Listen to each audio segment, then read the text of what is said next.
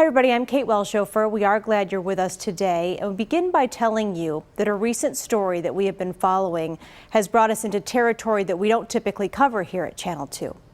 After days of searching and investigating, we learned today that officials believe Saniyya Dennis, the missing Buffalo State student, has taken her own life. There are still a lot of things that we don't know about this case, but we do know that we can work to educate and support our community in light of what we have learned today. And on that note, we want to offer that if you need help or if you know someone who needs help, we have the crisis services number for you at the bottom of the screen. And coming up in a few minutes, Kelly Dudzik will join us. She spoke with a mental health professional today about the tools that we can all use to help keep each other safe, and she's going to be sharing part of that conversation with us. But first, the new information we learned today about the investigation. Here's Jeff Preval. Well, every moment in the search for Saniyya Dennis has been extremely difficult. Erie County District Attorney John Flynn says that all the evidence in this investigation points to an apparent suicide.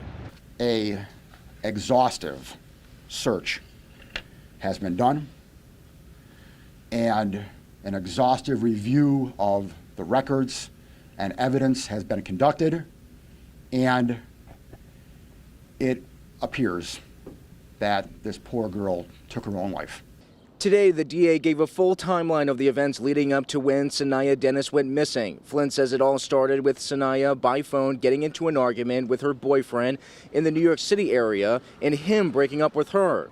Then, according to cell phone records, there were dozens of calls and texts sent for hours throughout the day from Saniyya to her mom, a friend in the New York City area, and her ex-boyfriend.